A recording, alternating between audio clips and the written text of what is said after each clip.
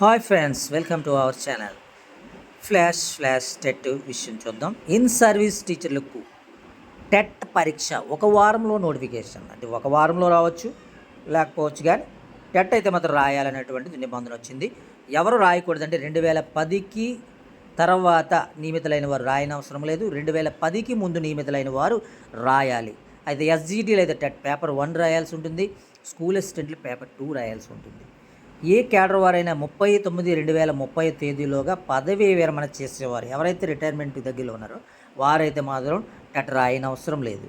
5 సంవత్సరాల కాలం, ఇంకా ఎంతైతే సర్వీస్ ఉందో 5 సంవత్సరాల సర్వీస్ ఉన్నవారు టెట్ పరీక్ష నుంచి మినహాయింపు పొందారు.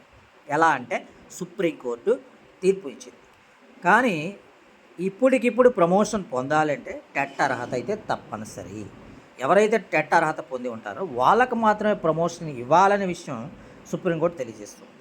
5 సంవత్సరాల కంటే మించి సర్వీస్ ఉన్నవారు ఎవరైతే ఉన్నారో వాళ్ళు ఖచ్చితంగా 30/9/2027 తేదీలోగా టెట్ అర్హత సాధించాలి. సుప్రీంకోర్టు తీర్పు ప్రకారం టెట్ పరీక్ష రాయాలి. టెట్ అయితే ఎలిజిబుల్ కావాలి.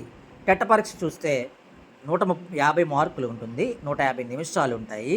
అర్హత ఎస్సీ ఎస్టీ దివ్యాంగులకి 60 మార్కులు 40%తో, బీసీలు 75 మార్కులు 50%తో, ఓసీలు 90 మార్కులు 60%తో మార్కులు సాధించాలి.